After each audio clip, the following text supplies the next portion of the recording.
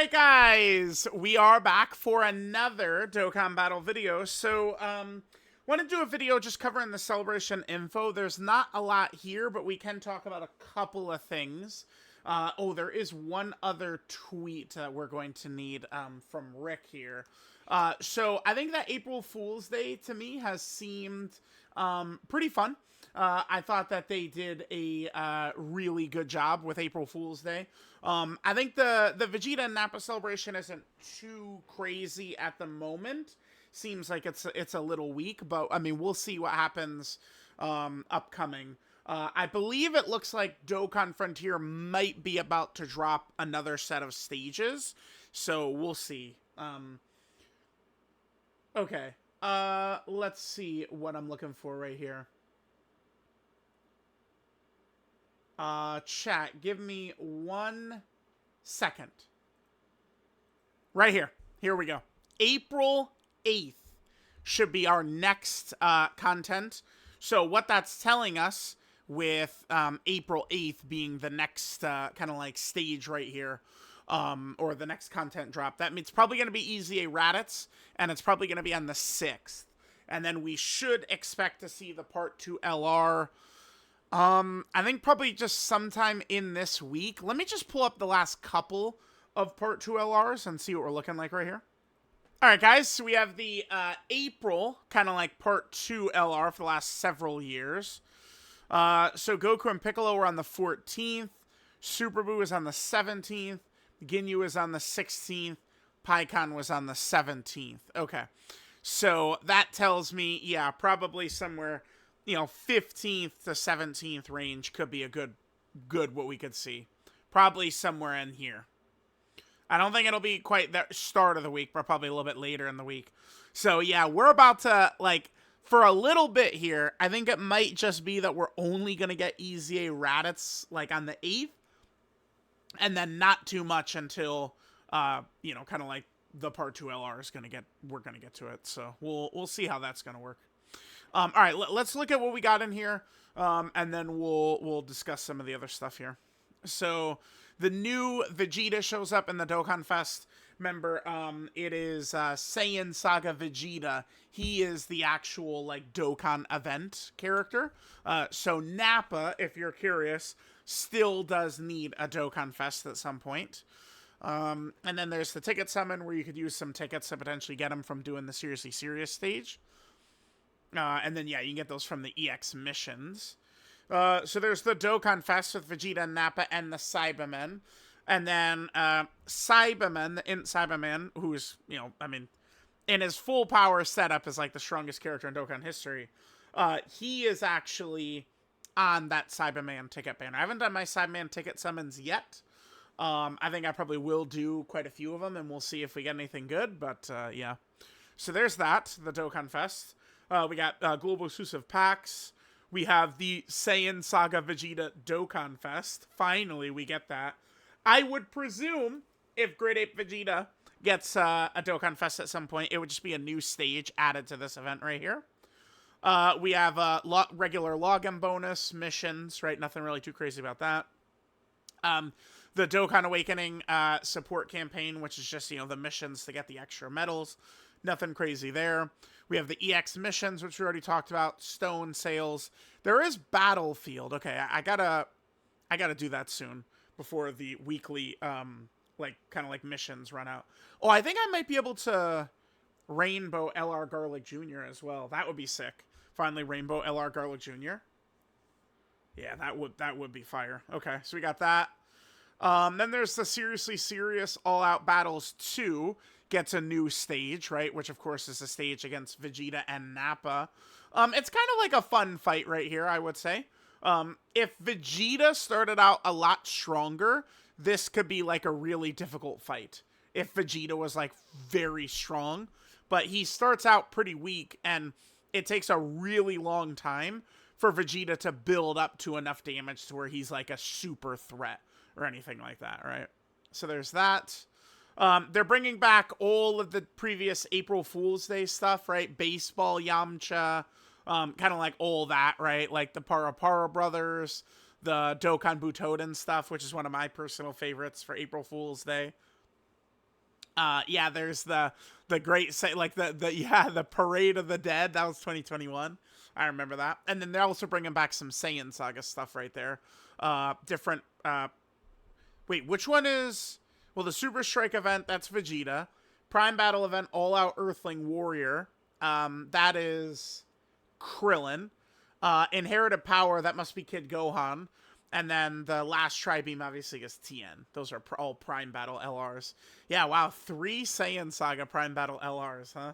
We'll be using those when Dokkan Frontier drops. And then we got some Elder Kaiser, and that is it. So, yeah, I was a little like, doesn't look too good. I mean, this is terrible so far. For kind of like this celebration, there's almost nothing.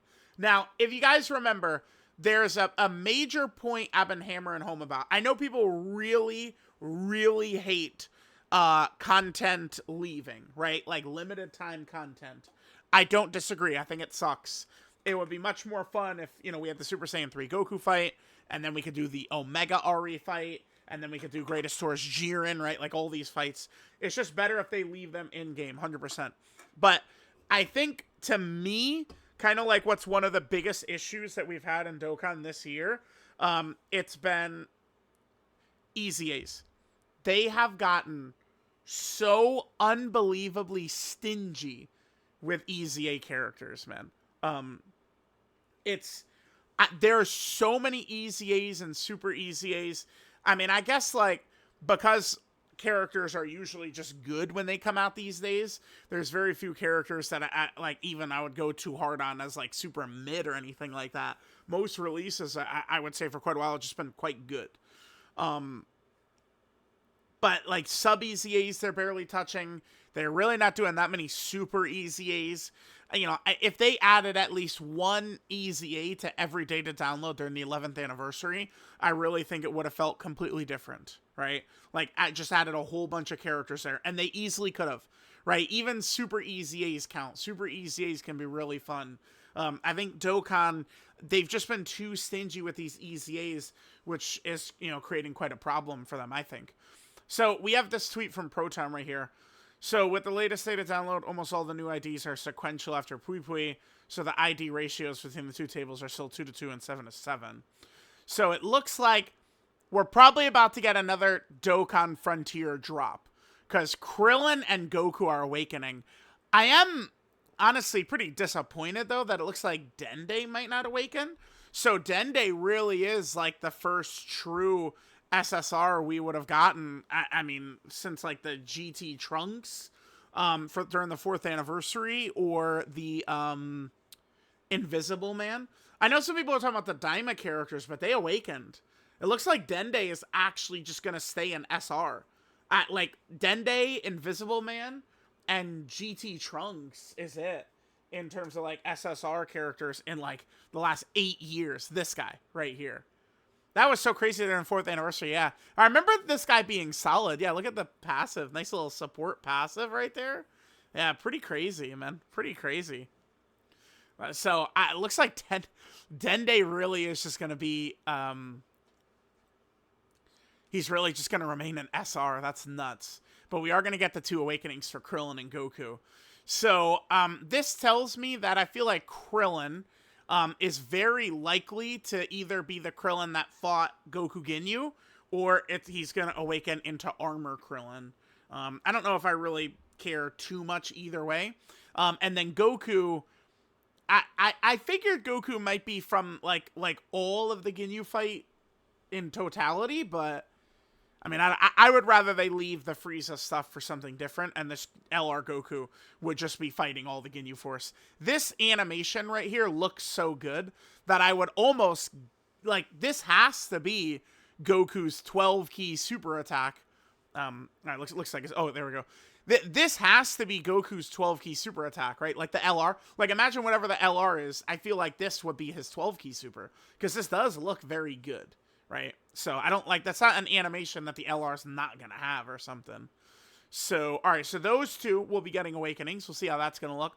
That means we're probably also going to get, again, at least some nodes for Dokkan Frontier, which is awesome. I'm really excited for more Dokkan Frontier. The only thing is, you know, I do wish we maybe, you know, the Cyberman stuff was so cool, so I can't hate, but like, damn, I would like them to do some more Namek before we jump into, you know, more Dokkan Frontier, but, you know, it is what it is. And then there's an EZA TUR missing. If we take a look at the banner here, I mean, it's pretty crystal clear. It's going to be Raditz. We, like, based off of Raditz's presence on the banner.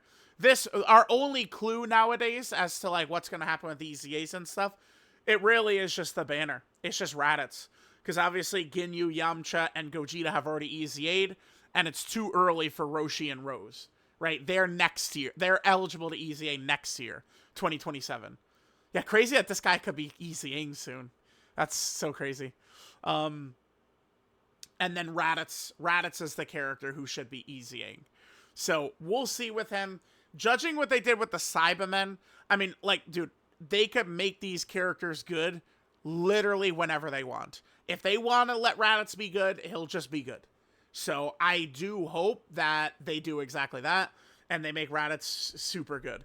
If they're smart, they make Raditz legitimately the best TUR in the game, or like a top 5 character overall in the game. Like that, people would be so happy. Like this is where like Geppy, you gotta lock in, right? You need to take the temperature of the community. Just making this guy so OP would be like, it's just a huge thing. So it's like, if this guy's like mid or something like that, I mean, it's just going to be a huge letdown, huge disappointment. Because this guy, it's serious. This is the worst premium release like we've ever gotten, I think. And this is a Dokkan Fest. He was so bad. I know you could talk about like physical Turles or, you know, like at like 17 and 18 from the TOP, like, you know, various Dokkan Fests from throughout the years. They were never as bad as Raditz, man. Raditz was the worst ever. So giving him a dominant EZA would be huge. So, okay. Simple Awakening or Super EZA might fit. So we'll see. We should have Raditz coming. Again, judging by the fact that it looks like it's going to be April 8th, that means I think on April 6th, actually I quoted this. Yeah. April 6th should be our EZA details right here. This is when we should be seeing Raditz EZA stuff. So we'll see if they're going to do him justice or not. Let me know what you guys think. Obviously, they're definitely hiding a lot of stuff in the Celebration info. And, you know, some of it might be Dokkan Frontier stuff. So we'll see how that's going to look. But let me know what you guys think. I'll catch y'all next time.